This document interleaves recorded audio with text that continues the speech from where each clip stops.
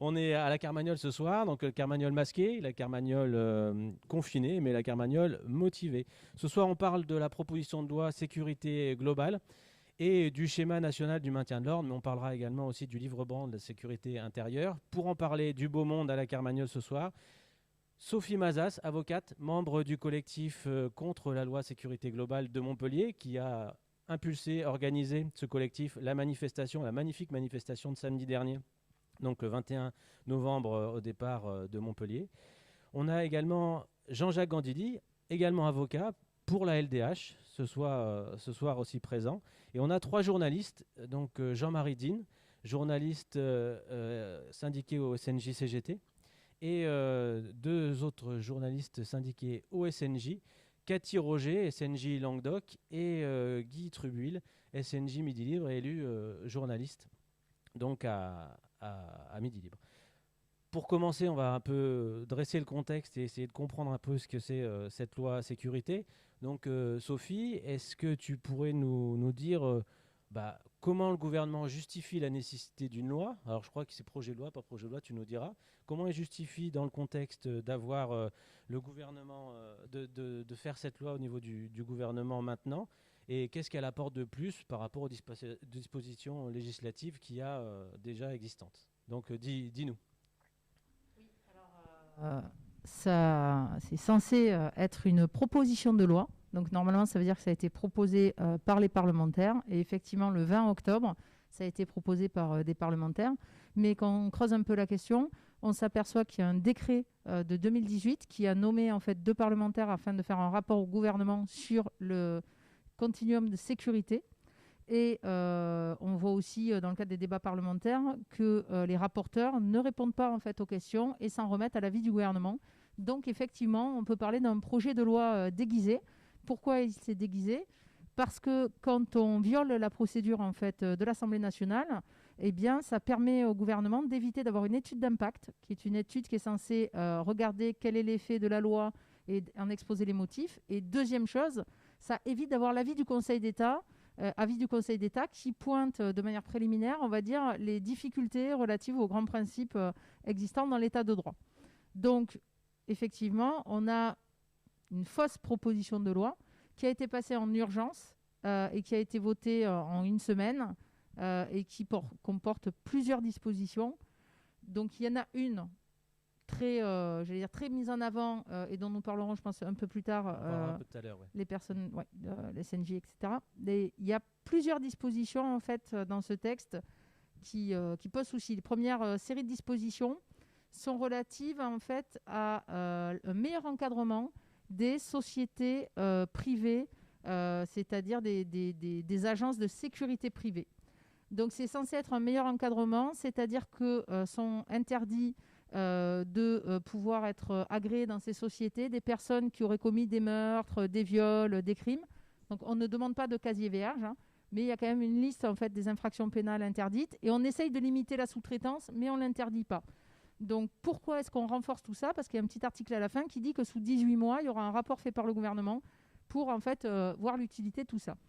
Pour savoir ce qui se passe, on est obligé d'aller chercher dans le livre blanc publié par le ministère de l'Intérieur sur son site le 16 novembre et qui explique qu'on va confier aux agences de sécurité privée des armes non létales, c'est-à-dire taser et LBD 40. Les armes qui sont très bien connues par le mouvement des Gilets jaunes et par des gens dans les quartiers populaires, entre autres, quoi. Oui, et par les étudiants aussi, hein, puisque les étudiants qui ont été tasés lors des violences à la fac de droit de Montpellier et n'ont pas été protégés par les agents de sécurité privés qui étaient là. Donc ça, c'est un premier volet. Et ce qui est très pernicieux, en fait, c'est que la loi augmente en fait le contrôle sur ces agences de sécurité privée sans indiquer ce qu'on voit dans le livre blanc, à savoir que l'idée, c'est de les armer avec des armes de guerre, puisque je rappelle que le LBD 40, si c'est une arme non létale, a une classification réglementaire d'armes de guerre. Deuxième point, c'est la question de la mise en place des caméras aéroportées, plus connues sous le nom de drones.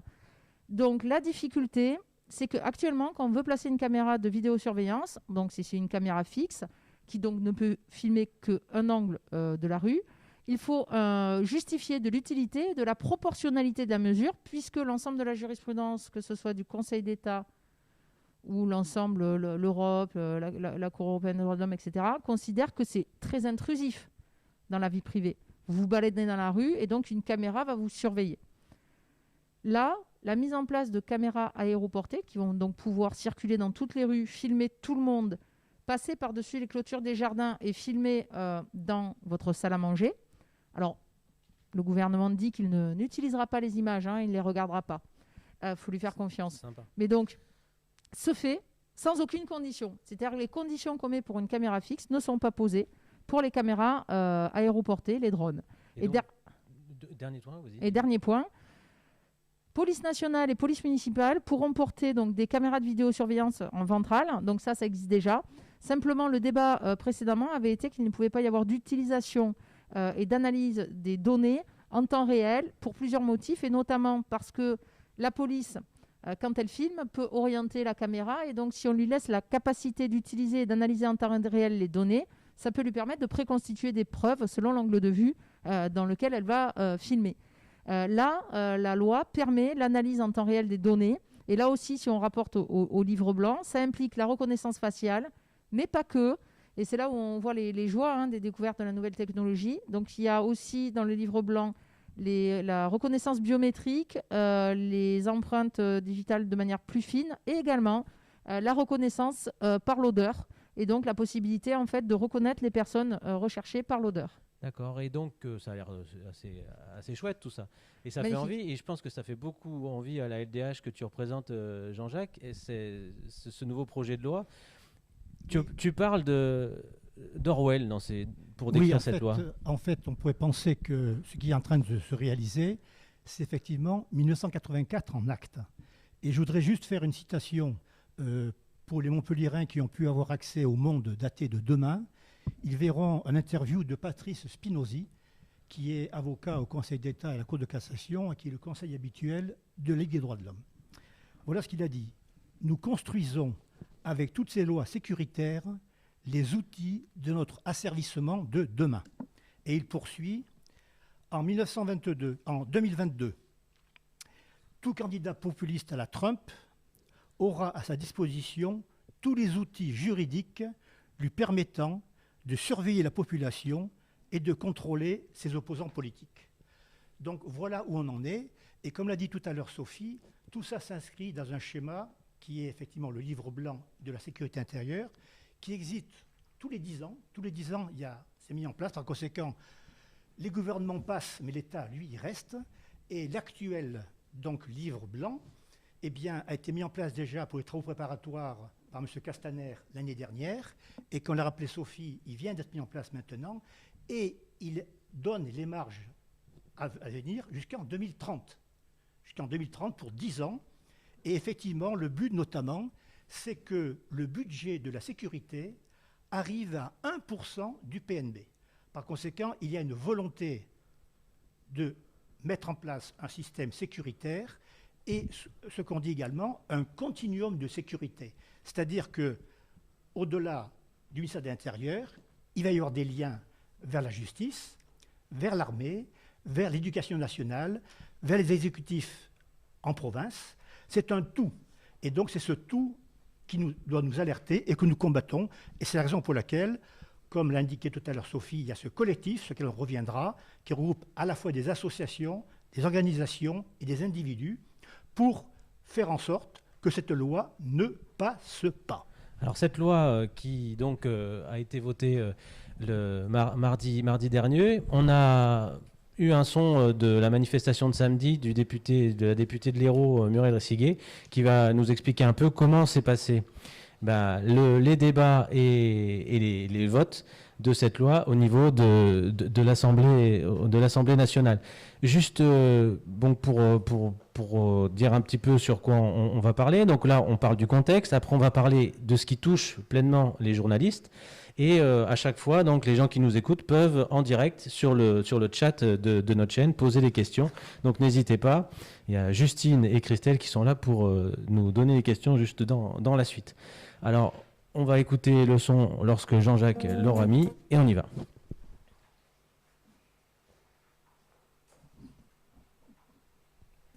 Ah, c'est les aléas du direct. Ça arrive même aux grandes télés.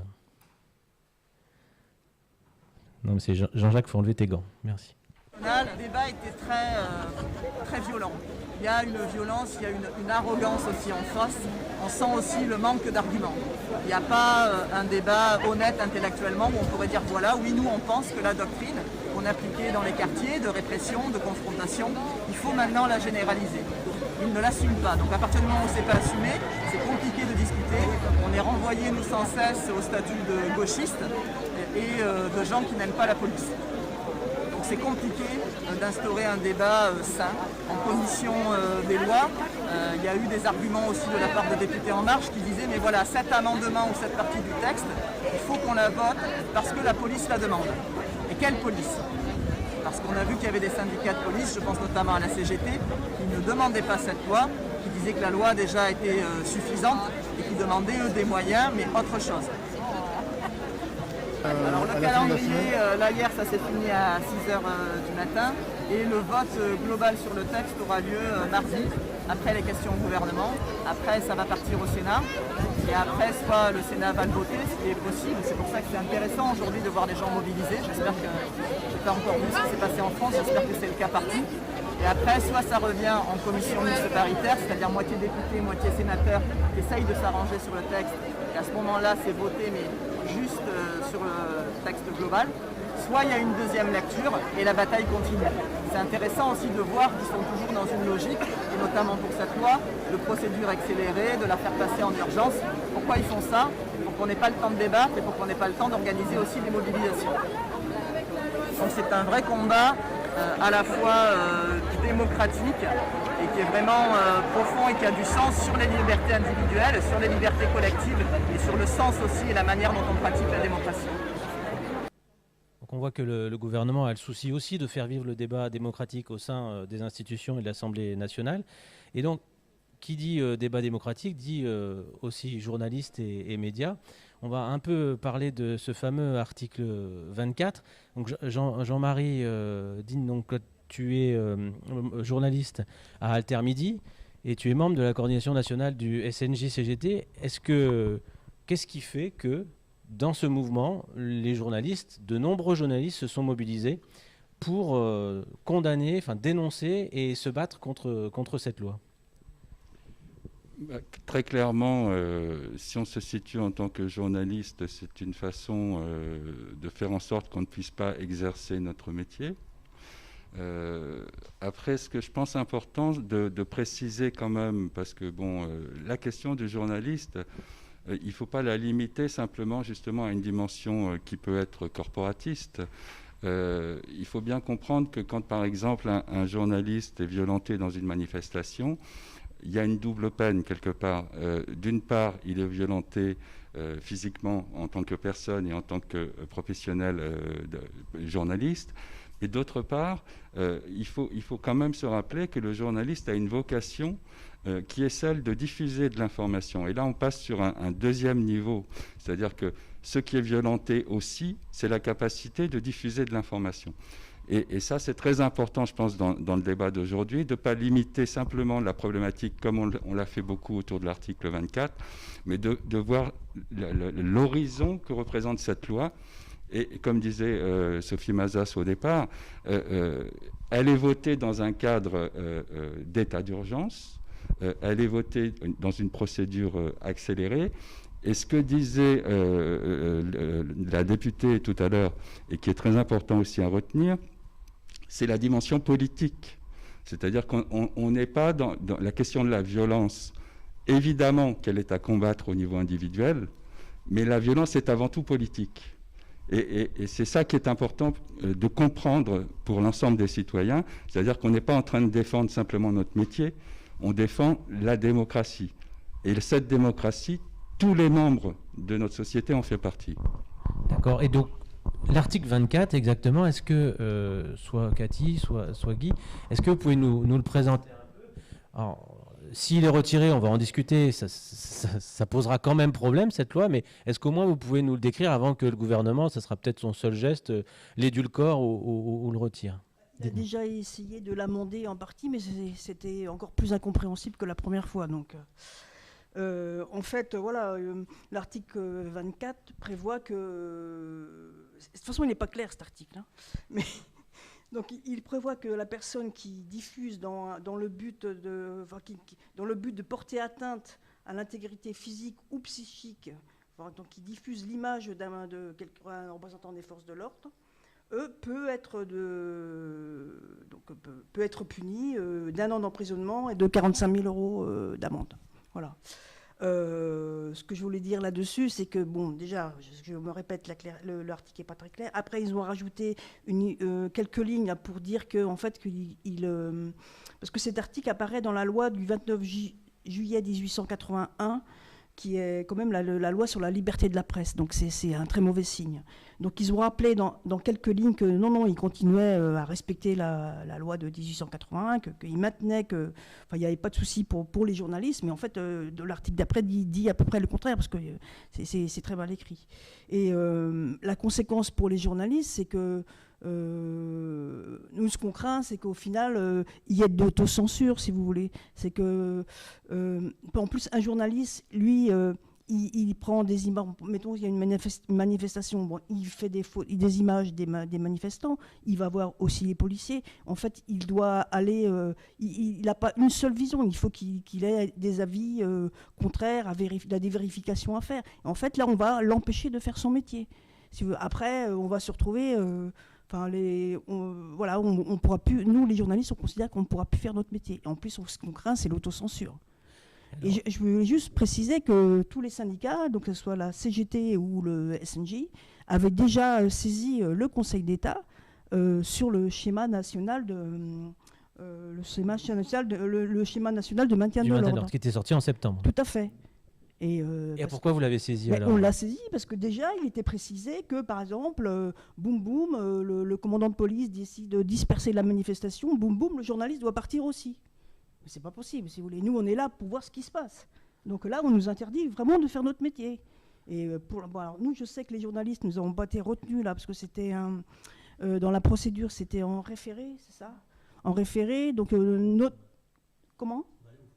Ouais. Ouais.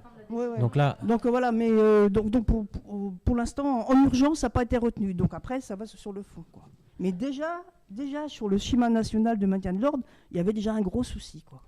Alors dans les textes, dans les propos du gouvernement, il parle de vrais journalistes, où il y a des vrais, des faux journalistes. Est-ce que Guy, tu pourrais, par rapport à ça, comment vous voyez la chose, vous, au niveau des journalistes, de cette distinction entre, c'est un peu comme les bons et les mauvais chasseurs, ou est-ce qu'il y a les vrais, les faux journalistes ? Non, je crois pas que c'est. Je crois que tout c'est vraiment imbriqué. En plus, là, pour le coup, la liberté d'information, c'est la liberté d'information qui est relayée par les journalistes, mais aussi par les citoyens. La liberté d'information concerne tout le monde, notamment les journalistes, mais pas seulement. Ça, c'est un premier point. Ensuite, faire le tri entre bons journalistes, mauvais journalistes, ça, je ne saurais pas le faire parce que c'est impossible, je pense. L'idée qui est sous-jacente à ça, c'est essayer de dire qu'il y a des journalistes encartés, d'autres qui ne le sont pas.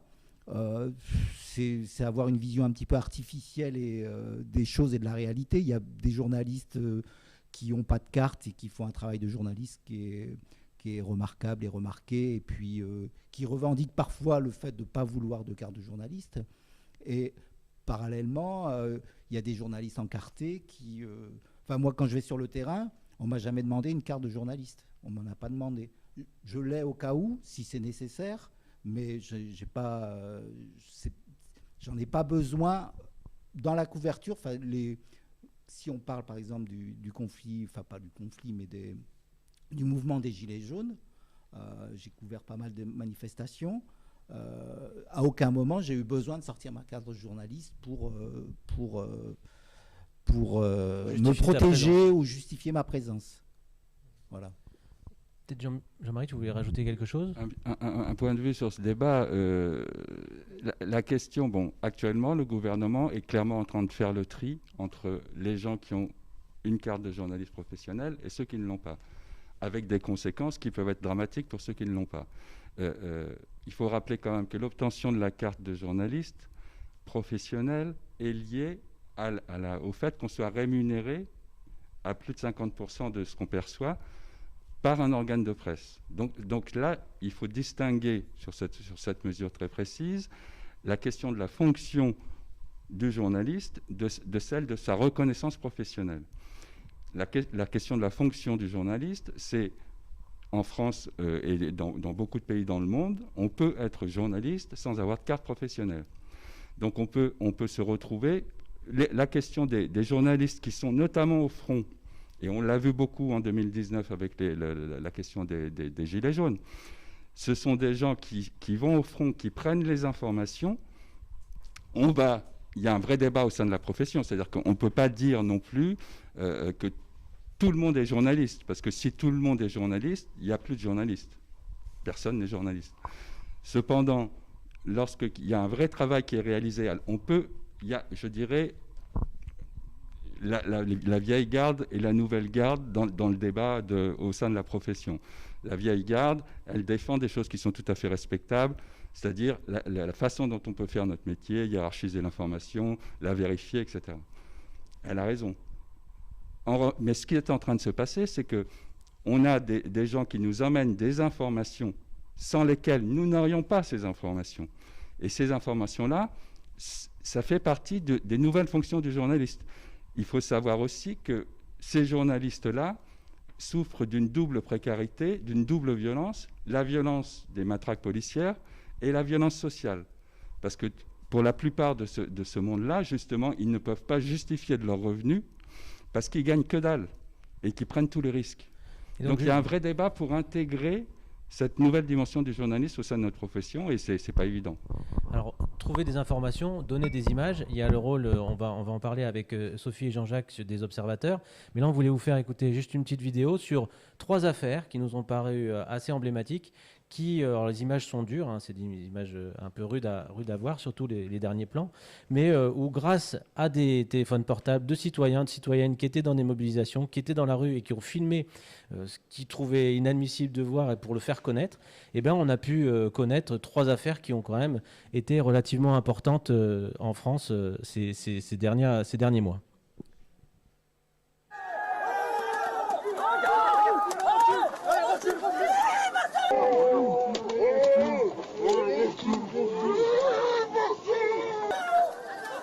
Putain, sans déconner quoi, mais c'est n'importe quoi. Appelez le pompier là, appelez le pompier. Regardez, elle fait une crise, appelez le pompier. Appelez les pompiers. Appelez les pompiers.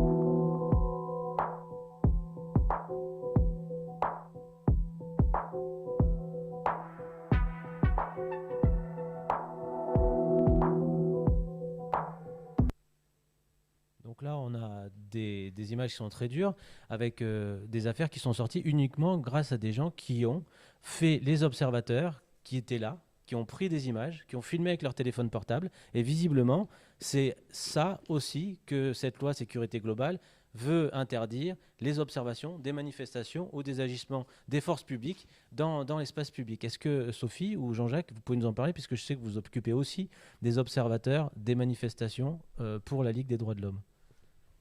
Il y a eu un développement en fait, de l'observation qui s'est fait notamment au moment des Gilets jaunes. Et Il y a plusieurs observatoires partout en France. La plupart des observateurs ont déjà vécu des violences, en fait. Plusieurs observateurs, notamment de Toulouse, certains ont eu des côtes cassées, ont été hospitalisés, donc c'est extrêmement violent. Le droit européen, en fait, considère le fait d'observer, de pouvoir observer, en fait, le travail de la police et de pouvoir informer comme un des piliers de la démocratie. Et reconnaît 2 types d'observateurs, et ça, c'est particulièrement important. Les observateurs reconnus, floqués, qui se manifestent en tant que tels et qui se mettent sur le côté de la manifestation et qui analysent la manifestation. Et ce sont des observateurs de droits de l'homme. Et un deuxième type d'observateurs qui sont ce qu'on appelle les observateurs citoyens. C'est le fait pour chaque personne qui est témoin d'une violence policière ou d'un comportement de l'État qui va réprimer la liberté d'expression ou la liberté de manifester, en fait, qui va réprimer une liberté, c'est le fait pour tout citoyen de pouvoir, en fait, témoigner de ce qu'il a vu pour justement permettre la réalité d'un fonctionnement démocratique. C'est extrêmement important parce que c'est aussi le fait que tout le monde participe à la société démocratique. C'est effectivement, la presse est en première ligne, mais on est tous garants de notre système démocratique. Si, à un moment donné, on n'est pas acteur, si on n'est pas pleinement conscient de ça, la démocratie, elle ne vit pas. Et c'est à ce principe-là, en fait, que le gouvernement porte atteinte par le biais de cette loi. Et ce n'est pas pour rien que l'ONU, sur l'interpellation de la Ligue des droits de l'homme, a indiqué à la France que le positionnement qu'elle avait sur l'article 24 et sur la répression de la liberté d'expression était néfaste. Elle a aussi pris ce positionnement sur la question des drones en indiquant qu'il était complètement impossible d'assurer la garantie de la vie privée. Et il faut savoir aussi que l'Union européenne commence à prendre position. Donc le gouvernement ne va pas pouvoir tenir cette position, mais on voit que dans les faits, la police applique déjà ce type de comportement. Et c'est parfaitement scandaleux. Ce qui est très dangereux aussi, c'est que le gouvernement instrumentalise en fait la police et monte la police contre les citoyens, alors que, je tiens à le rappeler, normalement, la Déclaration des droits de l'homme nous dit que les forces de l'ordre sont nécessaires pour garantir les libertés dans un État démocratique. Elles sont là au bénéfice de tous et pas au bénéfice de ceux à qui elles ont été confiées. Que l'administration doit rendre des comptes. Et donc, ça veut dire que normalement, c'est la population qui, par le biais des élections et par le biais des lois, doit pouvoir contrôler la police. Parce que si ce n'est pas ça, ce sont les milices privées. Et ce qu'est en train de faire ce gouvernement, c'est qu'il est en train d'armer les agences de sécurité privées pour en faire des milices privées. Et il est en train de détruire le fondement même de notre système démocratique. C'est sous nos yeux, en ce moment, pendant l'état d'urgence, c'est un scandale. Jean-Marie, tu voulais intervenir là-dessus ? Oui, sur cette question ça rejoint la problématique du collectif et le fait et les victoires qui ont été obtenues par ce collectif.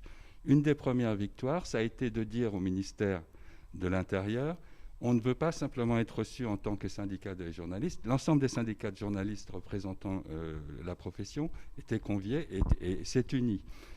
On veut aussi qu'il y ait des membres de la société civile, des associations, des ONG. La volonté de l'État était de sectoriser de façon à répondre à des questions professionnelles. Or, c'est bien une question démocratique dont il s'agit. Par exemple, à Beauvau a été reçu David Dufresne, les associations de victimes de la police des Gilets jaunes. Et quand ils sont face à ce type de problématique, on n'est plus dans le débat simplement de défense de la profession des journalistes. On est dans un débat qui est vraiment démocratique. Donc, première victoire, ça a été de le recevoir. Deuxième victoire, quand on est monté, le collectif est monté au niveau national, voire Darmanin, il a dit, l'échange, ça a été assez court parce que la première chose qui a été dit et qui est défendue par le collectif, c'est le retrait du projet de loi. Parce que ce n'est pas simplement l'article 24 dont il est question, c'est le projet de loi dans sa globalité. Et la deuxième victoire, et donc Darmanin est resté sur sa position, le collectif est sorti et il a considéré que Darmanin ne pouvait plus être l'interlocuteur. Et il en a appelé au Premier ministre. Et l'info qui est tombée il y a peu de temps, c'est que le Premier ministre va recevoir le collectif. ça veut bien dire ce que ça veut dire. C'est-à-dire que la problématique est bien politique. Elle n'est pas de l'ordre de défense de la profession ou même de la question de la violence civile ou civique.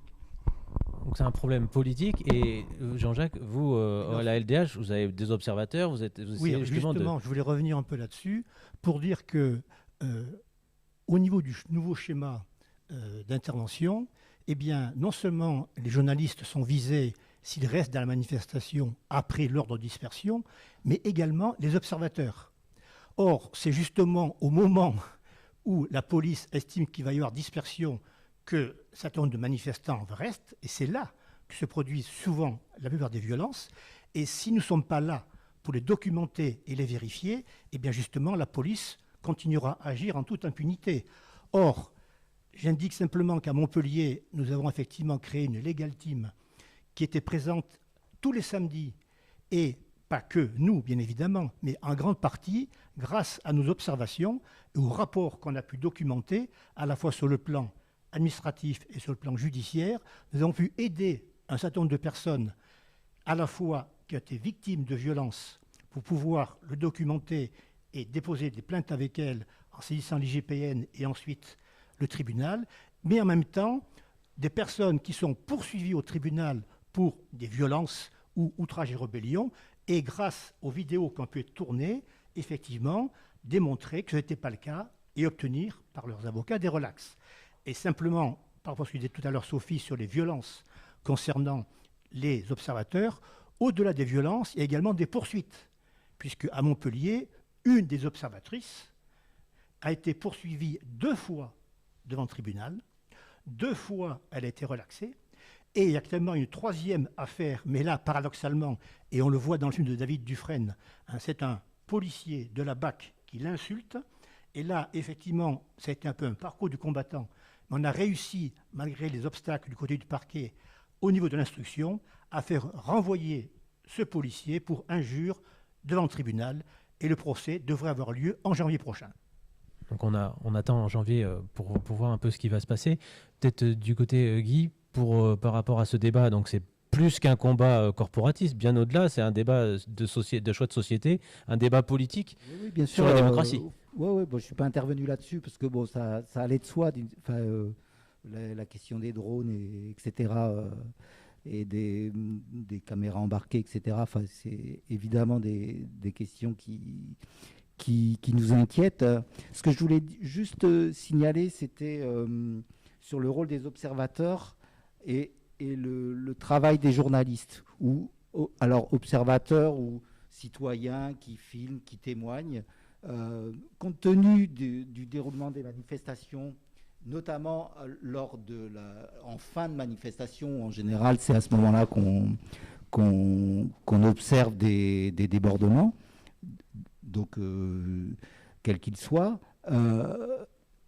Le rôle de ces observateurs-là, ce qu'ils filment, ce qu'ils disent, pour nous, c'est aussi une source d'information. C'est régulièrement pendant les manifestations des Gilets jaunes, j'étais au téléphone, Jean-Jacques ou d'autres, pour justement faire pas un bilan, mais faire un petit peu, parce qu'on ne peut pas être partout, parce que c'est compliqué, parce que le théâtre des opérations est très éclaté, donc même en tant que témoin, et puis pour raconter tout ce qui se passe, c'est très difficile. Et donc ce que je voulais dire, c'est que ce travail-là et le travail d'information s'interpénètrent et se nourrit. Et c'est difficile dans ce cadre-là de faire la part parfois d'essayer de faire un tri entre d'un côté des journalistes et puis de l'autre des gens qui seraient témoins des manifestations. Je pense que, je ne sais pas si je suis très clair, mais aujourd'hui, quand il y a des images, très vite elles sont diffusées, elles viennent nourrir forcément la narration, le récit des faits, forcément aujourd'hui, qui nous avons un délai plus long, puisque souvent, nous, on travaille pour la presse écrite, donc on a un délai qui est plus long, mais en tout cas, c'est une source d'information aussi. Et l'interdire, ça pourrait tarir aussi, affaiblir, en tout cas, appauvrir le récit des faits qu'on peut faire le lendemain, ou en presse écrite, il y a toujours un décalage.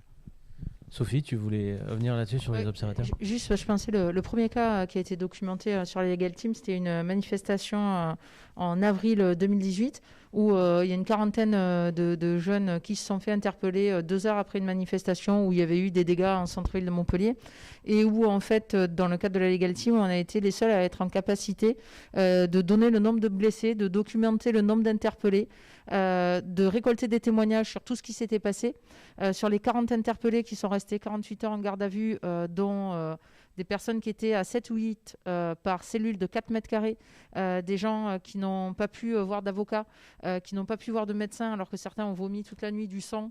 C'était quand même assez impressionnant de voir comment ça s'était passé.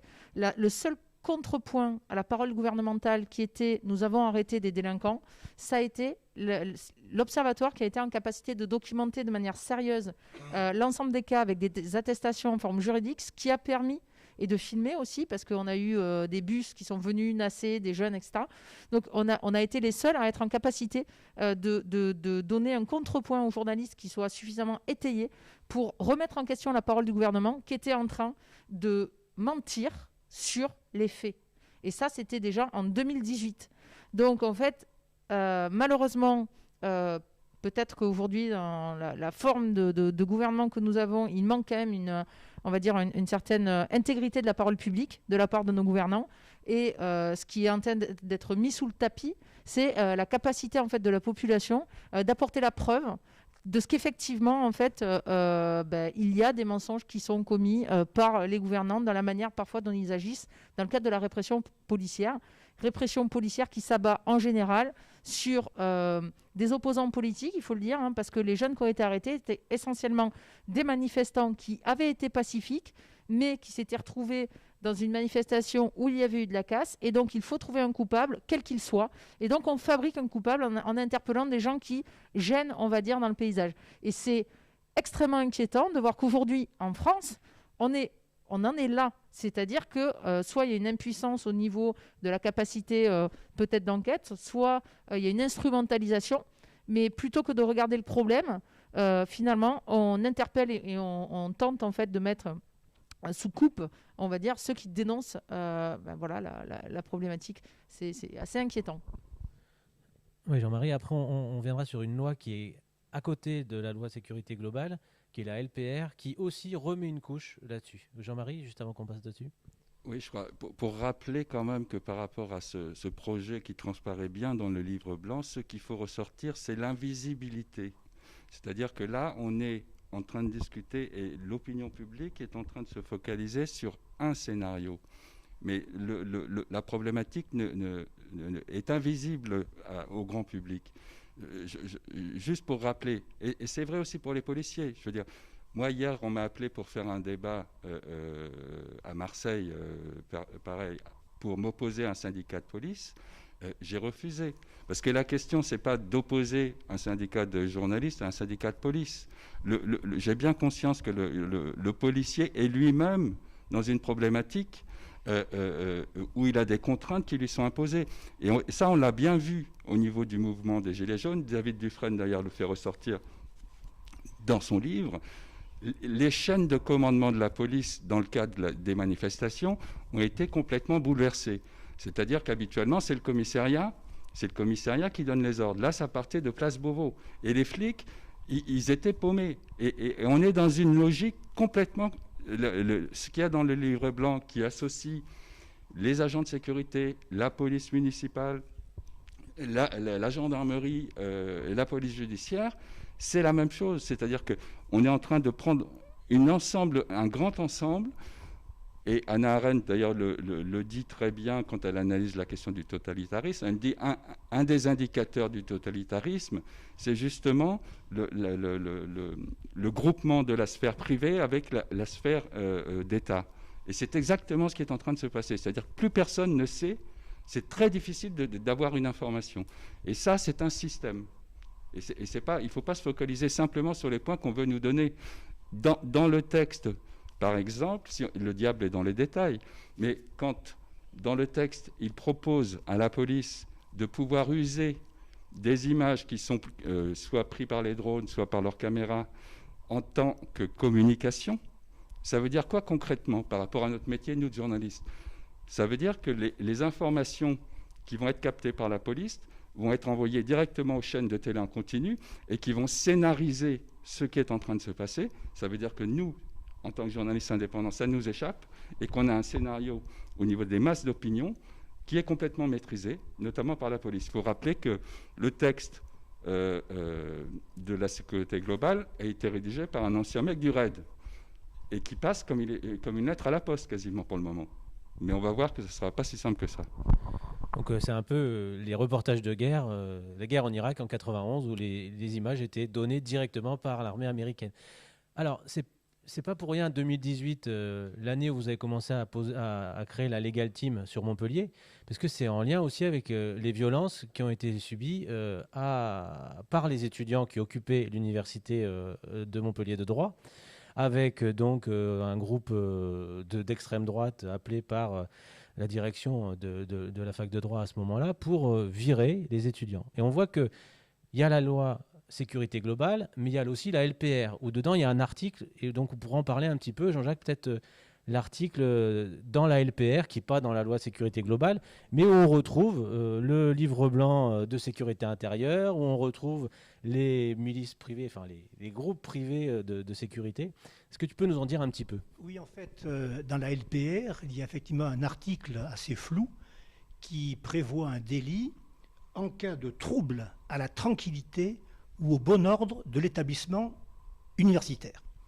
En fait, par rapport à ce que tu disais à l'instant, Boris, si effectivement à la fac de droit, il y avait une réunion au départ tout à fait prévue, officielle, etc., ensuite les étudiants ont décidé, pour des raisons qu'on comprend à l'époque, d'occuper cet amphithéâtre, le doyen a réagi et a fait venir effectivement cette milice d'extrême droite, je dirais juste un petit mot après là-dessus.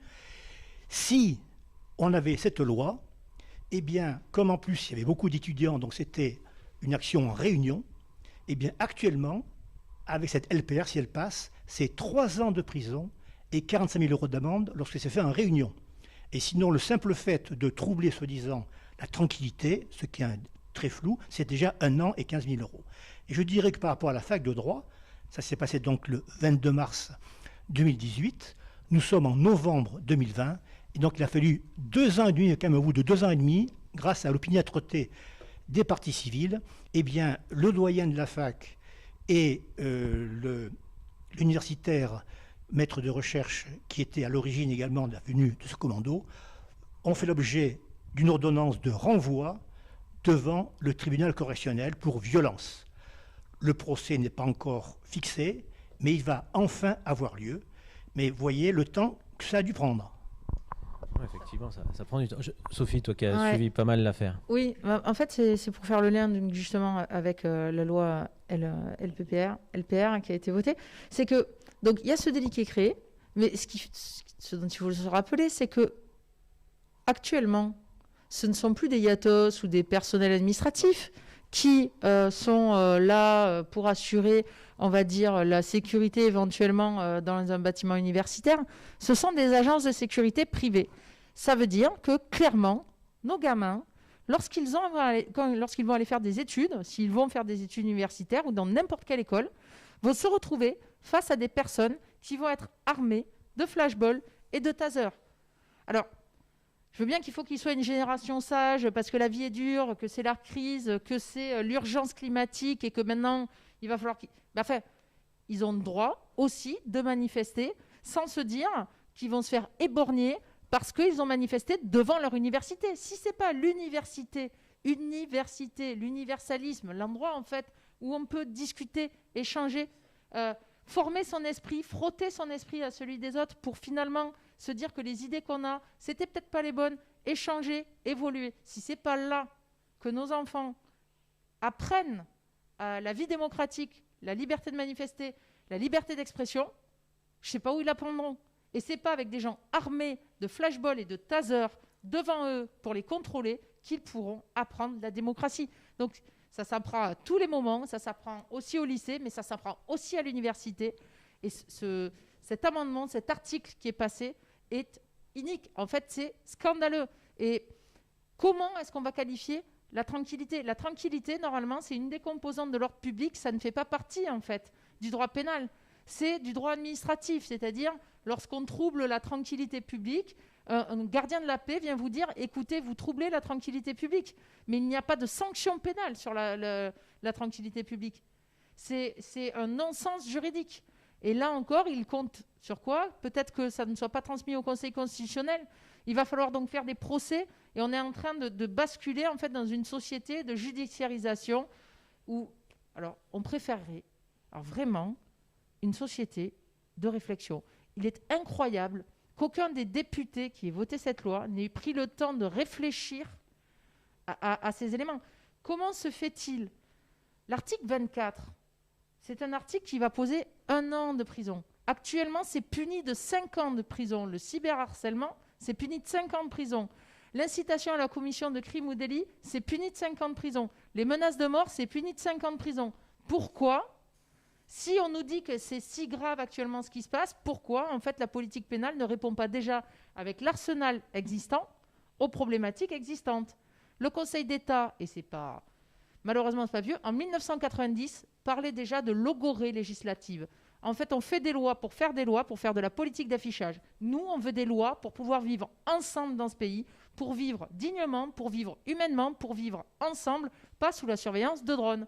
Et donc, on demande aux députés de faire leur travail, et les sénateurs également.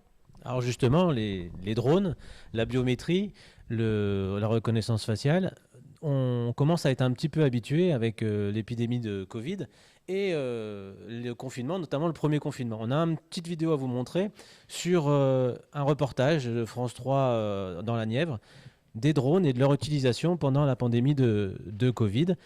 On va voir que c'est assez surprenant. On dirait du Robocop. Tous les déplacements hors du domicile sont interdits sauf dérogation. Veuillez respecter des distances d'au moins 1 mètre entre chaque personne. Respectez les mesures barrières. Au-dessus du marché de Cosne-sur-Loire, le message se répète. Un drone muni d'une enceinte diffuse les consignes de prévention. Une présence bien acceptée par les clients ce matin. C'est surtout d'entendre de ce qu'ils nous disent, parce que si on ne nous rabâche pas les oreilles avec ça, il y a un moment donné, ça ne sera pas appliqué. C'est très bien, oui. Oui, parce qu'il y a encore beaucoup de gens qui ne respectent pas les consignes. Je trouve que les gens sont quand même relativement indisciplinés, donc je trouve que les contrôles et le drone, c'est très très bien. Aux commandes de l'engin des gendarmes, en période de confinement, le drone est un outil utile en complément des contrôles d'attestation. C'est efficace quand vous êtes sur une place où on a un petit peu de personnes qui doivent converger, à l'entrée d'un supermarché par exemple. Donc là, oui, c'est efficace parce qu'il permet inlassablement de rappeler les mêmes consignes. Un peu plus tard, à Pouilly-sur-Loire, nouvelle mission pour les pilotes. Cette fois, pas de message, mais un survol des environs pour vérifier que l'isolement est respecté. Si on repérait par exemple des gens qui se promènent sur le bord de Loire, on aura envoyé une équipe là-bas, les contrôler et les inviter à rentrer chez eux. Prévention et surveillance pour faire en sorte que chacun reste chez soi au maximum le temps de l'épidémie. Ceux qui ne respectent pas les consignes s'exposent à une amende de 135 €. Dans la Nièvre, près de 170 personnes ont été verbalisées par les gendarmes depuis le début du confinement. Donc, là, on est un peu... C'est un peu la grenouille dans l'eau tiède, finalement. Les gens sont presque habitués à avoir des drones. Il ne manque plus qu'à les mettre en place. Il y a du boulot pour le collectif, du coup, pour essayer de faire comprendre le danger de ça. Après, on a quelques questions des auditeurs. Mais oui, alors, c'est l'histoire de drone, alors. Oui, c'est marrant. Je vais vous dire... j'ai presque failli dire, mais c'est bizarre, cette dame a dit ça, mais elle n'est pas très disciplinée parce qu'elle n'a pas de masque.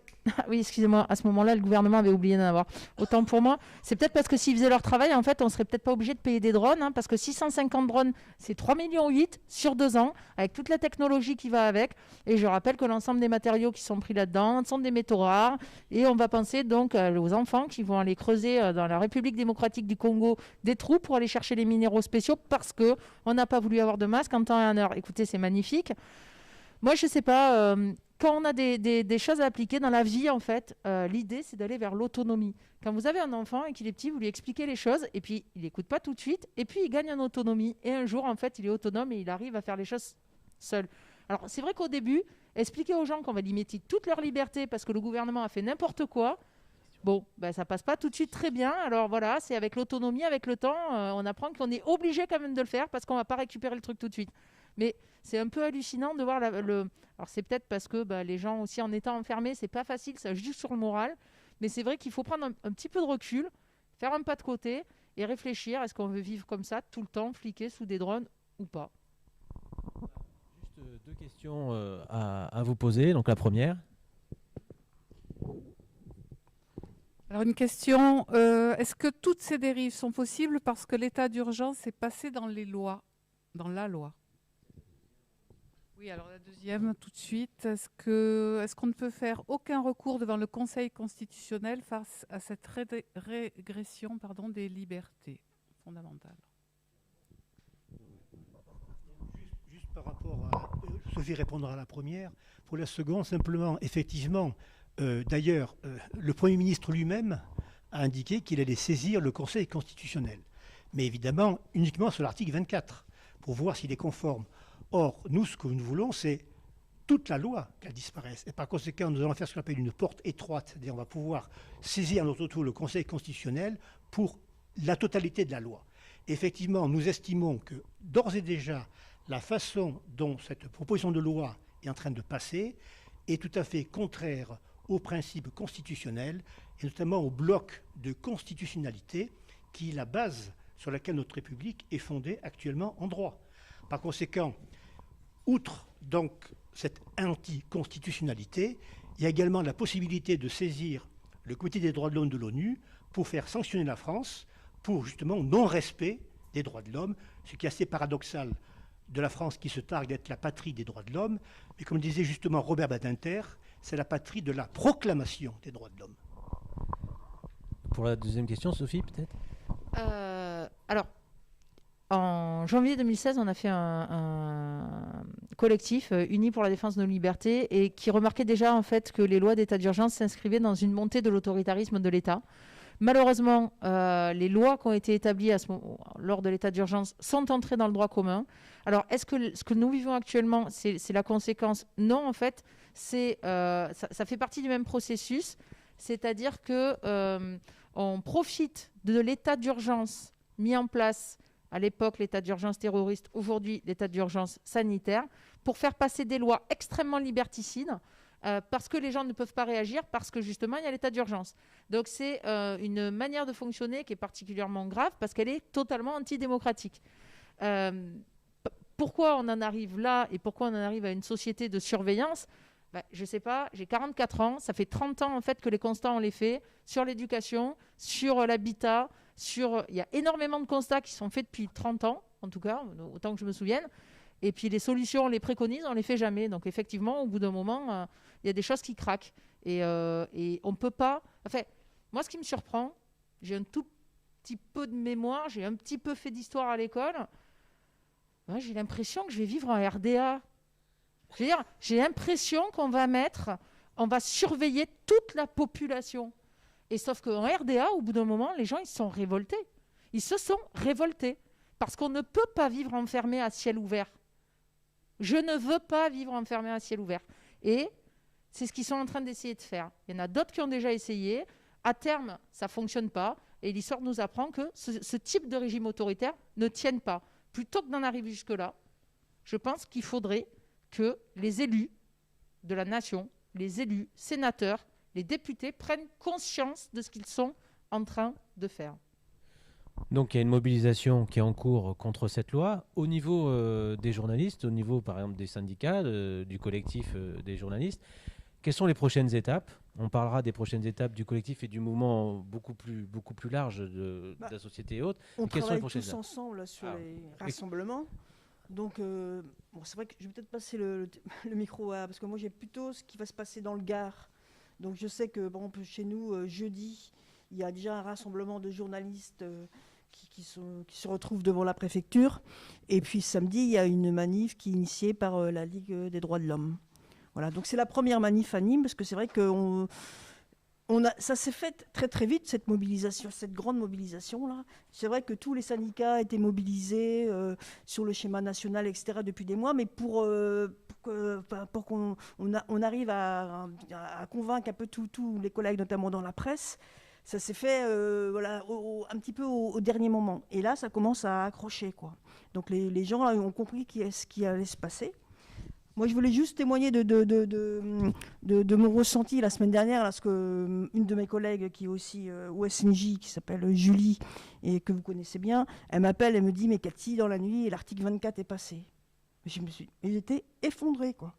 Je me suis dit « Mais ils sont fous, quoi. » J'ai dit, mais en plus, on est des guignols, quoi, par rapport aux autres démocraties, ne plus pouvoir prendre des images des policiers. On peut les prendre, mais après, il y a tellement de risques qu'on va peut-être les flouter. J'ai jamais vu ça ailleurs, quoi. Je me suis dit, mais dans quel monde? Là, ça c'était vraiment... Et mes collègues, là, pour l'instant, les journalistes, ça commence à se mobiliser sur tous ensemble. Voilà. Donc moi, je peux parler du Gard, et Guy peut-être va pouvoir vous parler de ce qui se passe. Oui, puis après on parlera du collectif. Guy, oui.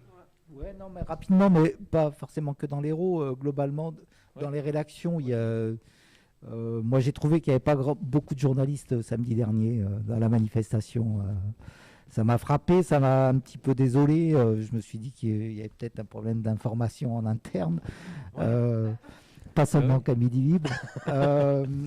Non, ça commence à bouger. Il y a eu une tribune des directeurs de rédaction qui est parue ce week-end dans Le Monde, qui a été largement relayée dans beaucoup de journaux.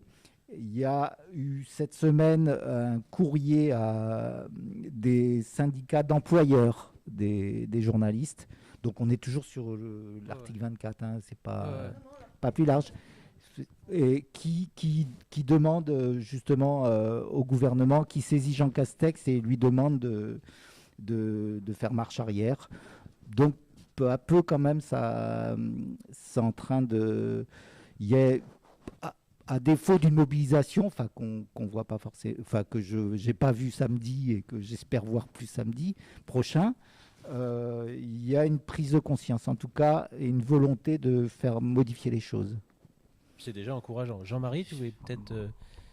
Oui, pour le SNJ-CGT, qui est vraiment le fer de lance de cette mobilisation, notamment à Paris, je crois que les deux axes qu'on a réfléchis, c'est d'une part élargir le plus possible le mouvement et pas se mettre devant, et d'autre part travailler sur le scénario, c'est-à-dire que le scénario, par exemple le reportage qu'on vient de voir où on voit un drone et ensuite des gens qui disent oui c'est bien, finalement il y a des gens qui ne sont pas sérieux, il faut faire respecter. Ça ne dit pas que le Conseil d'État a interdit l'utilisation des drones pendant les manifestations, que le gouvernement est passé outre et qu'il les a utilisés.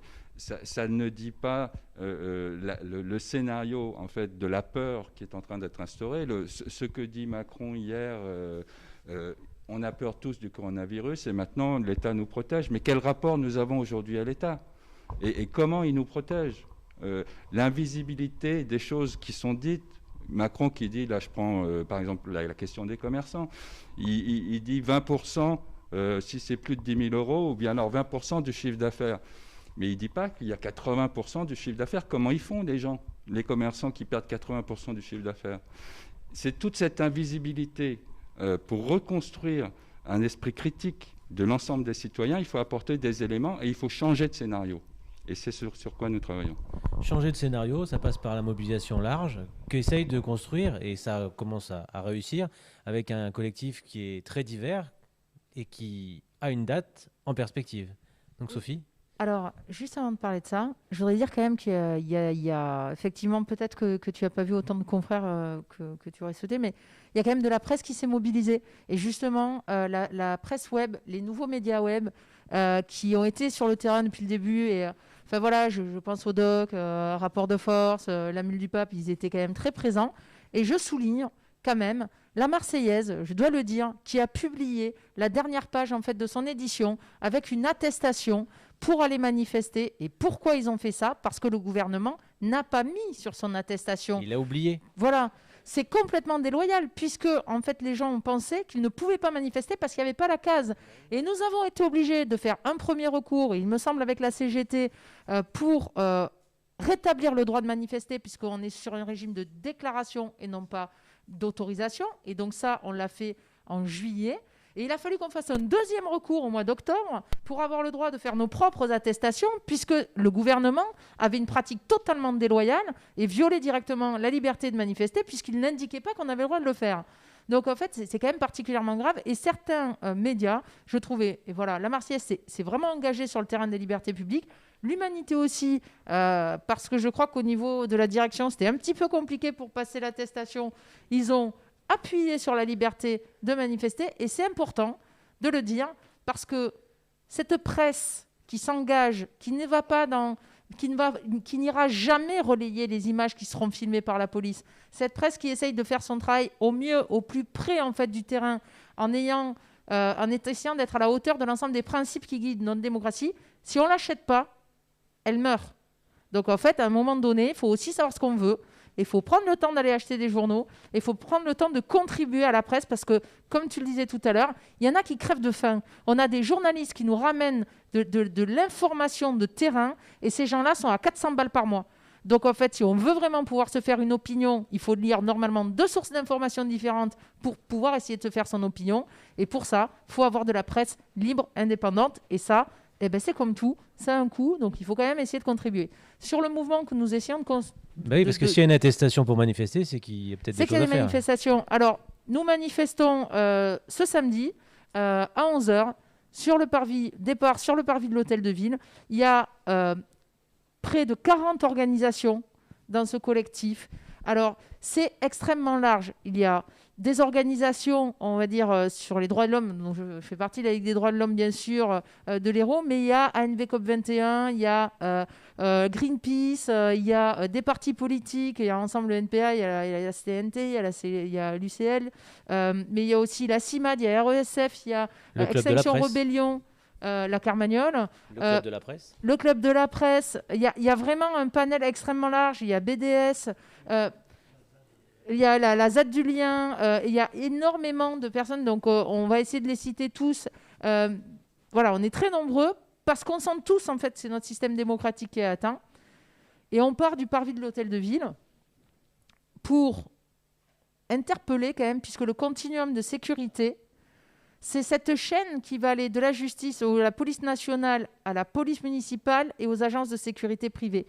La Cour des comptes a fait un rapport sur la police municipale qui est axé sur la question de la sécurité, du continuum de sécurité, avec notamment un retour de la ville de Toulouse qui commente, etc. Et on voit qu'au niveau des collectivités locales et surtout des municipalités, les pouvoirs de police et la manière dont ils vont s'imbriquer avec la police nationale et les agences de sécurité privée, la police municipale va être déterminante. Et donc, il nous apparaît extrêmement important de porter cette question au plus près, là où on vit, auprès de notre mairie, d'aller solliciter la position, en fait, aussi de la personne qui est en charge de la police municipale à Montpellier, c'est monsieur le maire, et de voir avec lui ce qu'il envisage et son positionnement politique. Quel est son positionnement politique ? Il y avait un positionnement politique sur les caméras de vidéosurveillance. Je ne suis pas sûre d'avoir compris qu'il soit passé outre ses engagements de campagne concernant les caméras, mais c'est la section de Montpellier qui va l'interpeller sur ce point. Nous, on y sera. Samedi matin, on invite tout le monde à nous rejoindre. La manifestation, elle a été très bonne enfant. Pourquoi ? Parce que on va la gagner, cette lutte. On va la gagner parce qu'on va la mener collectivement, on va être tous ensemble, et on va la gagner parce qu'il est hors de question qu'on vive enfermé à ciel ouvert. On lâche rien, effectivement. Donc, merci beaucoup. Donc, ainsi se termine cette émission sur la loi sécurité globale. Merci beaucoup. Merci à vous d'être venus nous présenter cette loi unique et cette lueur d'espoir, cette luciole, puisqu'effectivement, on va gagner, puisqu'à la fin, c'est nous qu'on gagne, comme on dit. Donc, rendez-vous samedi à 11h au parvis de l'Hôtel de Ville pour mettre un coup de pied à cette loi et en finir avec la loi sécurité globale.